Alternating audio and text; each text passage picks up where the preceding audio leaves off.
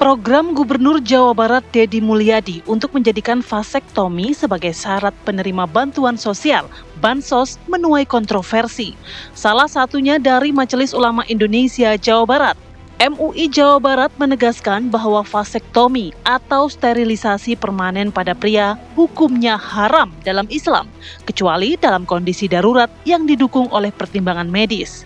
Fatwa ini merujuk pada hasil Ijtima Ulama Komisi Fatwa se-Indonesia di Tasikmalaya tahun 2012. Jika rencana kebijakan tersebut tetap dilakukan, maka Gubernur Jawa Barat itu dianggap telah mengabaikan fatwa MUI Jawa Barat.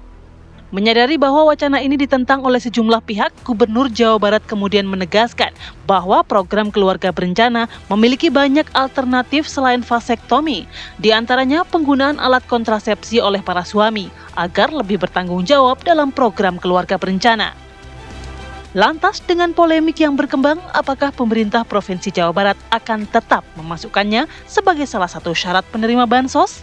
Tim TV One mengabarkan.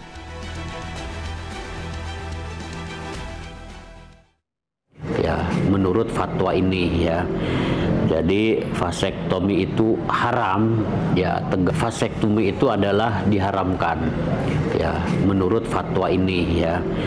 Jadi vasektomi itu haram ya, tegas, kecuali ada pengecualinya itu beberapa pertimbangan ya.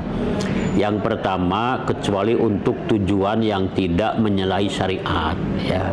Jadi tidak bertentangan dengan syariat. Nah, nanti kita ukur apakah rencana kebijakan Pak Gubernur itu bertentangan nggak gitu ya, itu masalahnya. Kembali di Apa Kabar Indonesia Pagi, pemirsa, tadi kita sudah menyimak bagaimana dialog pengantar kita pada pagi hari ini, Putri.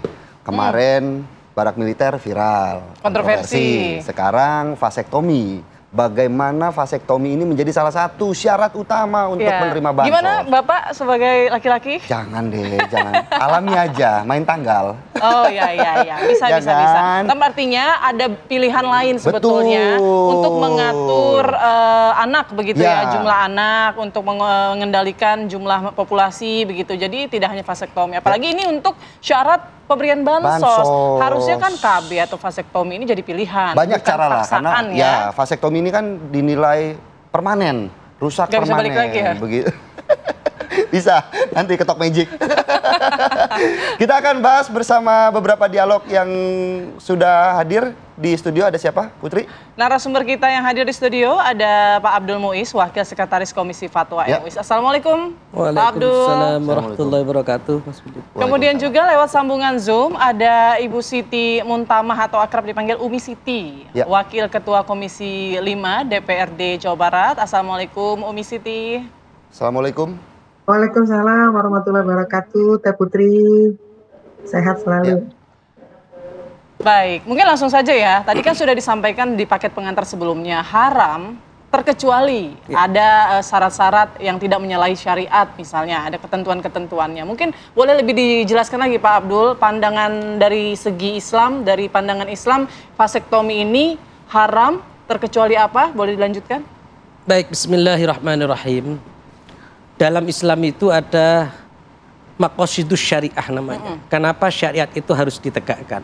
Selain wajib menjaga agama, hifdzuddin, hifdzul akal, menjaga akal, hifdzul mal, menjaga harta, ada juga hifdzun nasl, menjaga keturunan. Keturunan harus dijaga dan diatur. Oleh karenanya turunan dari hifdzun nasl, pentingnya menjaga keturunan itu adalah ada syariat pernikahan. Dan dalam kriteria mencari calon istri atau calon suami adalah yang banyak melahirkan keturunan. Tazawwaju al-waludul wadud, kata Nabi. Pilihlah calon suami, calon istri yang banyak melahirkan keturunan dan penuh kasih sayang. Jadi bukan cari calon istri atau suami yang nggak punya keturunan atau memang minim keturunan. Lah, dalam Islam itu diperbolehkan adalah tanzimun nasl, mengatur keturunan. Mengatur itu boleh. Boleh. Tahun 2012 kayak saya nih sudah punya anak 1, tapi tahun 2005 sudah punya anak 5. Jadi tanzimun nasal itu diperbolehkan. Yang tidak diperbolehkan itu adalah tahdidun nasal. Membatasi keturunan atau taklim pemandulan secara permanen. Itu yang tidak diperbolehkan. Sebetulnya nggak boleh. Ya. Tapi kalau kayak KB untuk mengendalikan tadi keturunan, untuk mengatur jumlah keturunan boleh? Boleh. KB itu berbeda dengan vasektomi. Kalau KB itu kan dari sisi perempuan ya. Ya, kalau vasektomi itu dari sisi pokoknya karena permanen itu karena yang nggak boleh ya. Ada cara-cara yang mengatur yang tidak harus vasektomi atau KB. KB mandiri. Janjian. Janjian ketemu di luar ya. Gitu Janjian ketemu di luar itu kan lebih aman. Pak Abdul, bahwa jika memang suami istri ini sudah menyetujui, sudah berbicara, apakah tetap tidak diperbolehkan? Tidak diperbolehkan karena antara lain adalah potensi pemandulan secara permanen itu ada. Dan rekanalisasi sampai sekarang belum dibuktikan secara 100% bisa pulih kembali. Atau juga mungkin memiliki penjelasan biologis secara permanen mungkin akan mempengaruhi dari sisi perkawinan, dari sisi suami istri, ada nggak seperti itu, Pak Abdul? Sekiranya meskipun antara kedua belah pihak itu saling meridhoi, saling mengiyakan, tapi ada dampak negatif, darurat pada dirinya sendiri. Misalnya nanti kalau melakukan vasektomi, alat reproduksinya tidak berfungsi kembali sebagaimana mestinya, itu kan menjadi haram. Itu sangat Jadi bisa disamakan nggak maknanya, misalnya kita dalam Islam tidak diperbolehkan merubah apapun ciptaan Allah misalnya. Apakah bisa disamakan maknanya? Artinya kita kan menutup permanen itu kan artinya merubah ciptaan Allah juga, atau bagaimana? Makna yang bisa kita terima begitu? Iya, itu kalau merubah ciptaan Allah itu kan taghyirul khalq ya, merubah ciptaan Allah yang sudah ada, ya kan? Sama tidak maknanya? Bisa memiliki makna yang sama, tapi kalau vasektomi itu lebih pada perasaan kekhawatiran, misalnya kalau punya anak nanti miskin dan lain sebagainya. Padahal Allah Subhanahu wa taala berfirman dalam surat Al-Isra ayat 31 misalnya, wala taqtulu auladakum khasyata imlaqa. Jangan kalian membunuh anak-anak kalian karena khawatir miskin. Ya kan? Allah sudah siapkan rezeki. Nahnu narzukuhum wa iyyakum inna qatlahum kana khita'an kabira. Perbuatan membunuh anak-anak seperti yang pernah dilakukan dulu pada zaman jahiliyah itu adalah khit'an kabira. Atas dasar khawatir kalau punya anak banyak gak bisa menyekolahkan, ya kan? Itu khit'an kabiro, apalagi sampai pembunuhan. Padahal banyak anak itu banyak rezeki. Amin. Dan satu hal lagi Mbak, rezeki itu terkadang orang salah memaknai. Kadang rezeki diartikan selalu duit. Padahal kesehatan, kerabat yang baik, bisa menyekolahkan anak, memondokkan anak di pesantren, itu rezeki yang besar. Karena banyak duit juga katanya bikin pusing ya? Banyak cobaan, salah satu cobaan juga. Tapi kenapa kita nggak dicoba sama banyak duit gitu kan? Pilihannya kan begitu, banyak duit cobaan, tapi kita maunya dicoba sama banyak duit. Kita langsung ke Ibu Siti selaku Ketua Komisi 5 DPRD Provinsi Jawa Barat. Bagaimana kemudian menanggapi rencana Gubernur Deddy Mulyadi ini vasektomi sebagai salah satu syarat untuk penerima bansos? Ya, bismillahirrahmanirrahim. Assalamualaikum warahmatullahi wabarakatuh. Nih Kang Philip sama Teh Putri, semoga sehat. Juga kepada Ustadz, Masya Allah, syukran jazakumullah khair, pagi ini sudah mendapatkan pencerahan. Pertama, kami sebagai Komisi 5 di DPRD Jawa Barat melaksanakan tugas ya untuk mengawasi semua kebijakan-kebijakan yang dilakukan oleh pemerintah Provinsi Jawa Barat yang hari ini sedang viral dan sedang menjadi pembicaraan publik keterkaitan dengan vasektomi atau KB laki-laki untuk laki-laki dimasukkan dalam persyaratan bansos. Pertama, saya ingin menyoroti satu hal yang perlu kita pahami bersama-sama di Jawa Barat. Jawa Barat ini adalah provinsi terbesar, penduduknya banyak dan penduduk miskinnya banyak gitu. Sehingga ada beberapa kebijakan-kebijakan untuk melakukan percepatan-percepatan. Saya lihat dalam kebijakan untuk pengendalian penduduk dan KB yang dilakukan oleh pemerintah dari dulu, MOP itu adalah salah satunya dan sampai hari ini berjalan begitu ya. Tapi ketika Pak KDM menyampaikan itu sebagai salah satu syarat bagi warga miskin atau keluarga miskin untuk mendapatkan bansos atau beberapa kebijakan-kebijakan pemerintah, begitu kemudian menjadi kontroversi. Yang perlu kita garis bawahi bahwa MOP itu adalah salah satu KB yang dilegalkan di negara ini. Ya, mungkin kita perlu melihat bagaimana kebijakan yang dilakukan oleh BKKBN. Ya. Dan saya sendiri melihat, saya dari Dapil Kota Bandung Cimahi, di PPKB Kota Bandung Cimahi bersama dengan seluruh unsur secara pentahelix kolaborasinya itu juga membuka, dan banyak sekali laki-laki yang menjadi yang KB-nya adalah dengan MOP ini, dan mereka mendapatkan penghargaan. Jadi ini adalah program yang lama sebenarnya dan sudah berjalan bertahun-tahun gitu ya. Tetapi ketika ini dimasukkan menjadi salah satu syarat untuk memberikan intervensi percepatan di dalam menyelesaikan beberapa persoalan yang ada di Jawa Barat. Salah satunya adalah masyarakat miskin, keluarga miskin. Mohon izin Ustadz, saya juga sendiri melihat ya sebagai Komisi 5 mendatangi beberapa shelter-shelter kita untuk membantu masyarakat keluarga miskin. Ada seorang perempuan dengan usia di bawah 35 tahun, anaknya 11. Dengan, kita bayangkan ya 11, jadi hampir setiap tahun tuh 1. Bahkan ada yang 2 gitu, dengan kondisi ekonomi yang sangat kurang. Fenomena ini adalah fenomena gunung es. Banyak sekali persoalan-persoalan yang dihadapi oleh keluarga-keluarga yang perlu diedukasi. Dan juga saya melihat di Kota Bandung sendiri juga ada di rel kereta api. Itu anaknya itu 11 gitu. Kalau kita lihat ukuran negara ini melakukan pembangunan dalam rangka untuk menghadirkan sebuah kesejahteraan gitu ya, ada beberapa hal yang memang dilakukan oleh pemerintah. Selain intervensi informasi, edukasi, kesempatan, termasuk juga hal-hal yang mungkin ada intervensi-intervensi khusus. Jadi saya melihat tetap saja bahwa Bapak Gubernur Jawa Barat ini ingin menyampaikan beberapa hal kebijakan yang dilakukan oleh pemerintah. Contohnya misalnya yang saya dengar sendiri ya, sendiri untuk memberikan bantuan 150.000 listrik Bu Siti, kepada 150 keluarga misalnya.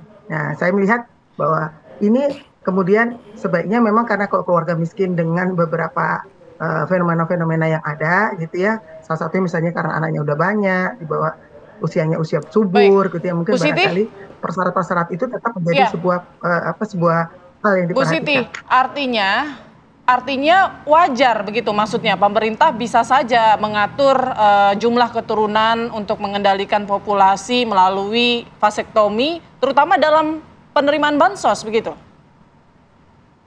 Nah, saya melihat bahwa kita harus berpikir secara jernih ya, dalam artian gini. MOP itu tetap ada, bansos itu ada, gitu ya. Kita harus adil ya melihatnya. Terus kemudian ada beberapa percepatan yang dilakukan untuk menekan kemiskinan, salah satunya. Jadi itu tidak mutlak pasti setiap yang penerima bansos harus divasektomi, nggak begitu ya. Yang saya tangkap itu begitu. Tetap bahwa bagaimana dinas ini menerjemahkan sesuai dengan aturan-aturan yang ada. Mulai dari undang-undang, kemudian juga peraturan pemerintah yang dikeluarkan oleh kementerian, begitu selama ini berjalan. Termasuk juga kerelaan kayak bahwa hal-hal itu pasti akan menjadi poin-poin yang harus diterjemahkan. Untuk itu kami mengawasi itu. Tapi karena Pak KDM ini orang semuanya kontroversi, jadi kemudian langsung mencuat begitu, dan saya melihat ada statement-statement, padahal statementnya Pak KDM itu saya dengar sendiri. Salah satunya adalah dalam rangka niatnya itu baik gitu ya. Niatnya baik bahwa keluarga sejahtera biar terwujud gitu ya, satu-satunya itu. Dan pasti vasektomi itu diberikan kepada orang-orang yang di usia subur gitu ya. Di usia subur yang kemudian itu dengan ada beberapa syarat yang ada yang sesuai dengan yang selama ini berjalan.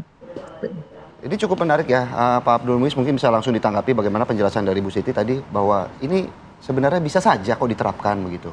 Wajar lah begitu ya, tapi mungkin yang jadi kontroversi adalah jadi syarat penerimaan bansosnya itu. Ya betul, jadi ini kan bermula dari sebuah gagasan sebenarnya, ide dan rencana. Sudah berjalan pula kata Bu Siti. Oh ya, jadi penting juga bagi pemangku kebijakan pemerintah itu setiap ketika memberikan satu rencana, satu undang-undang atau kebijakan, adalah pijakannya adalah maslahah.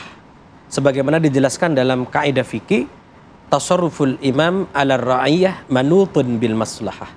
Jadi apa yang dilakukan oleh pemangku kebijakan pemerintah harus mendasari pada maslahah. Nah, sekarang kita perlu uji masalahnya di mana vasektomi terkait dengan syarat penerimaan bansos. Karena begini, bansos itu adalah hak rakyat yang harus diberikan oleh pemerintah. Ya. Negara harus hadir sebagaimana dijamin oleh Undang-Undang 1945. Jadi sudah kewajiban pemerintah. Sudah kewajiban pemerintah, tidak harus vasektomi menjadi syarat, kan begitu. Kalau semua orang harus mendapatkan bansos harus vasektomi dulu, maka ini menyalahi, mencederai fitrah kemanusiaan dan spirit syariat pernikahan. Karena pernikahan itu antara lain tujuannya adalah memperbanyak anak, memiliki anak atau mengatur anak sekurang-kurangnya, bukan membatasi apalagi sampai pemandulan. Gitu. Oke, Bu Siti mungkin bisa ditanggapi Bu Siti bahwa vasektomi ini apakah tidak melanggar hak pribadi begitu ya, fitrahnya tadi yang disampaikan oleh Pak Abdul Muiz begitu dalam hal ini? Saya tadi juga menyampaikan bahwa dinaslah yang menerjemahkan ini dan kami yang awasin gitu ya. Diterjemahkan di sini disesuaikan dengan vasektomi yang dilakukan oleh Dinas Pengendalian Penduduk ya dan Keluarga Berencana di dalam menjalankan kegiatan-kegiatan ini. Dan penerima bansos itu kalau memang tidak perlu adanya sebuah vasektomi, ya kenapa harus dilakukan? Itu satu. Kemudian yang kedua, ketika misalnya seperti tadi misalnya anaknya sudah banyak banget gitu. Terus kemudian kan selama ini biasanya laki-laki perempuan yang diminta gitu ya. Itu tetap ditanya gitu. Tetap ditanya tentang kerelaan. Karena sampai hari ini itu yang namanya vasektomi tetap kerelaan. Poin-poin itulah yang nanti akan kami coba awasi supaya kontroversi yang terjadi di masyarakat gitu ya, masyarakat ini tidak berlarut-larut ya dalam hal ini ya, bahwa satu hal niat baik yang dilakukan oleh Pak KDM ketika menyampaikan sebuah program gitu ya, oke, memang betul bansos itu memang haknya gitu, tetapi kewajiban pemerintah juga membawa keluarga miskin ini juga keluar dari kemiskinan. Salah satunya adalah dengan arahan gitu ya, dan tetap mengikuti kaidah-kaidah undang-undang sekaligus peraturan pemerintah yang berlaku keterkaitan dengan MOP. Dan MOP ini selama ini tetap berjalan dan banyak gitu ya, dan banyak saya tahu betul itu bagaimana dinas DPPKB ya di Kota Bandung misalnya itu melakukan itu, berkolaborasi dengan TNI biasanya ya, TNI untuk melakukan ini sebagai salah satu bakti sosial kepada masyarakat. Hanya tambahannya mungkin barangkali yang kontroversi juga mendapatkan langsung uang 500.000 dari Pak KDM. Ini yang menarik memang, dan masyarakat kita itu antusias gitu dengan hal. Mohon izin. Baik. Ya, Bu Siti, yang perlu kita tahu juga apakah masyarakat ini sudah cukup diberikan edukasi melalui mengenai vasektomi. Jangan-jangan masyarakat hanya tahunya itu hanya syarat begitu, tapi tidak tahu sebetulnya tujuan dari vasektomi. Nanti kita bahas selengkapnya usai jeda berikut, tetap bersama kami di Apa Kabar Indonesia Pagi.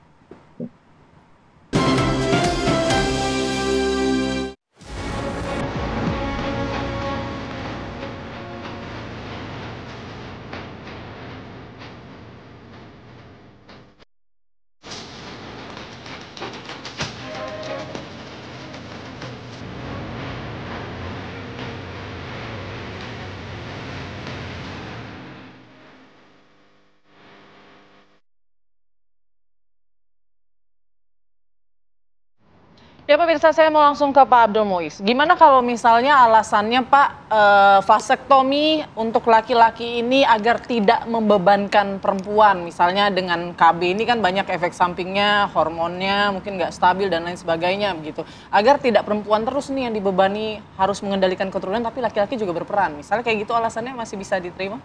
Seperti yang saya sebut tadi, bahwa vasektomi, pemandulan secara permanen hingga tidak berfungsi alat produksinya, itu menyalahi fitrah kemanusiaan dan mencederai syariat pernikahan. Itu penting, garis besarnya itu. Orang menikah itu tujuannya apa?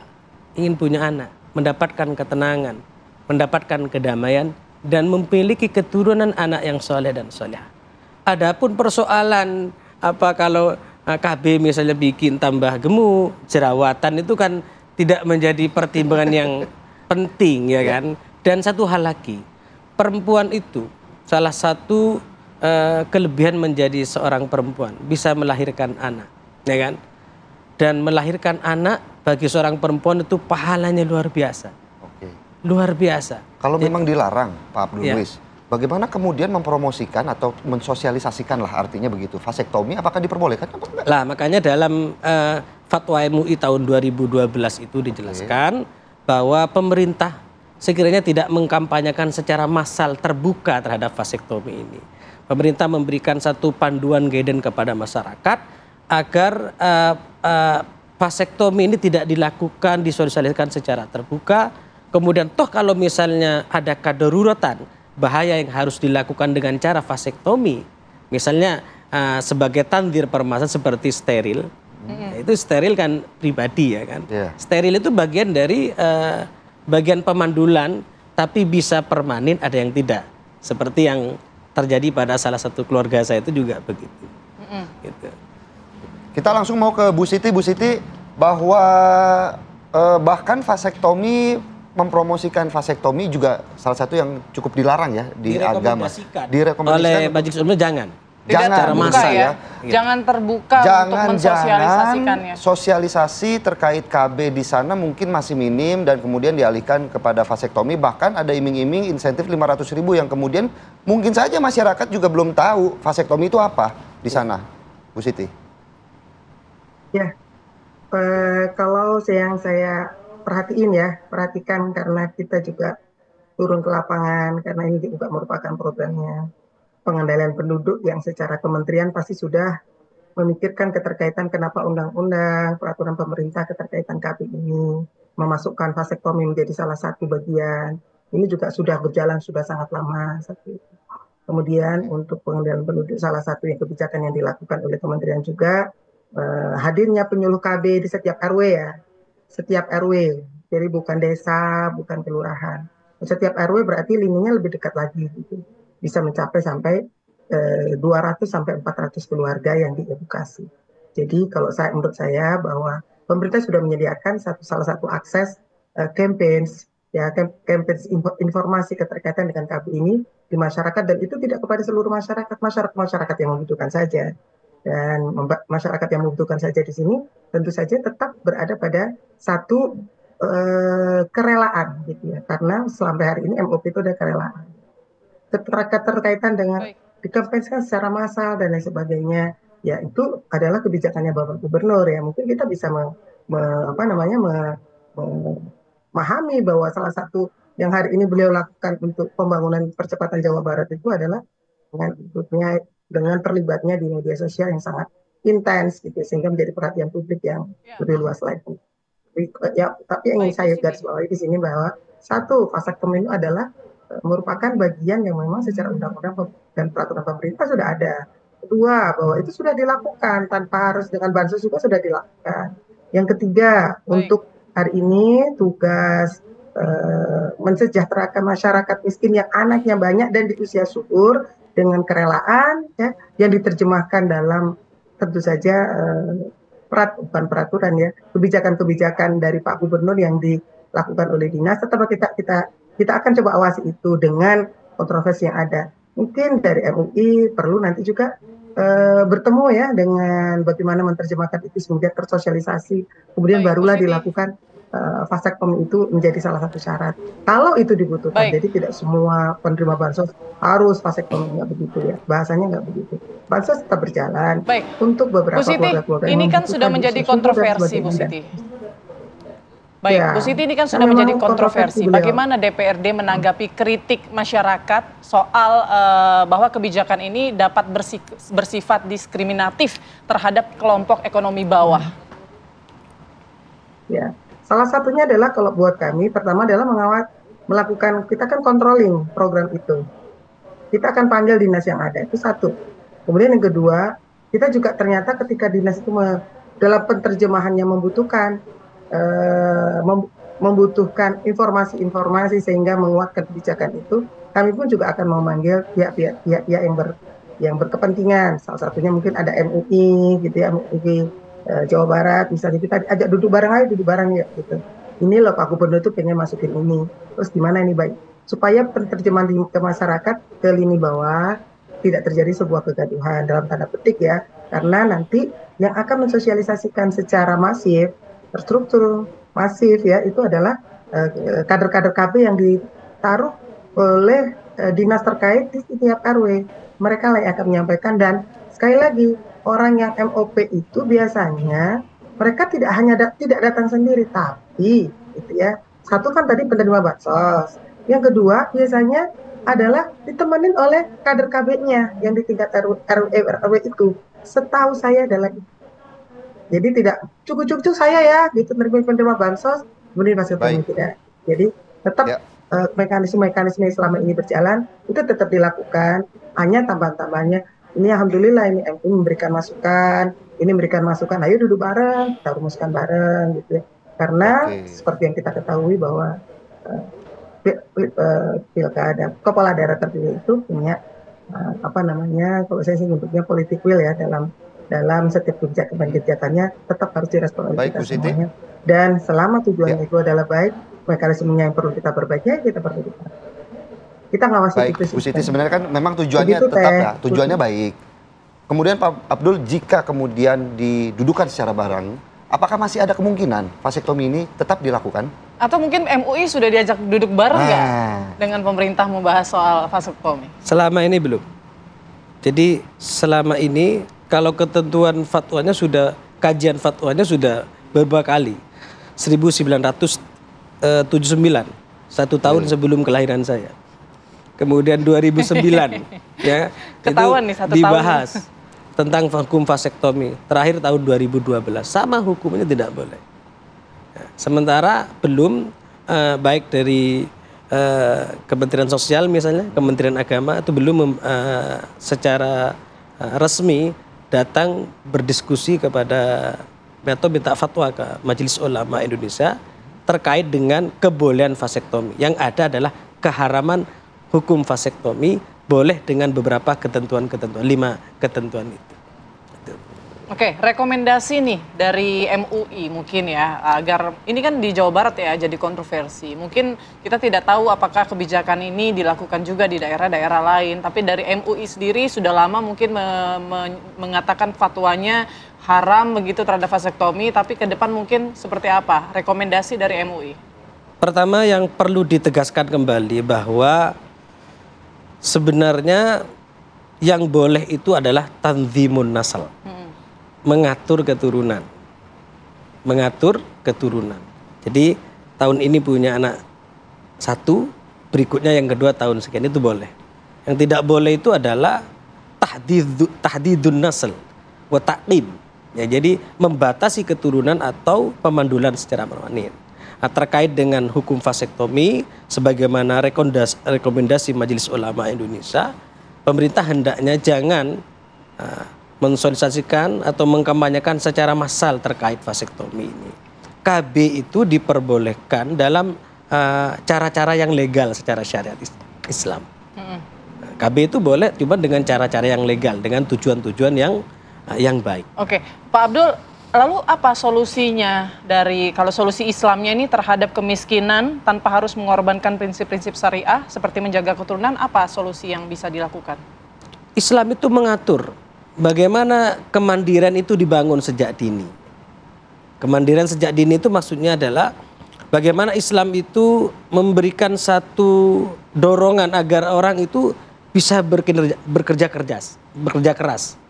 Ada satu hadis riwayat Imam Tabrani itu yang menjelaskan, barang siapa punya hamma, kemauan yang kuat fi talabil ma'isyah, dalam mencari rezeki, fahuwa fi sabilillah, maka pahalanya sama dengan berperang di medan Allah. Lah itu bagaimana sekiranya kemandirian itu diciptakan sejak dini. Gitu. Baik, terima kasih Pak Abdul Muiz selaku Wakil Sekretaris Komisi Fatwa MUI untuk penjelasannya. Tentunya kita berharap bagaimana MUI sendiri bisa hadir untuk meredakan kontroversi yang salah satunya terjadi di wilayah Jawa Barat begitu ya. Dan juga terima kasih kepada Ibu Siti Muntama selaku Wakil Ketua Komisi 5 DPRD wilayah ataupun Provinsi Jawa Barat untuk waktunya. Dan tentunya juga sebenarnya kan ini kan tujuannya baik, KB.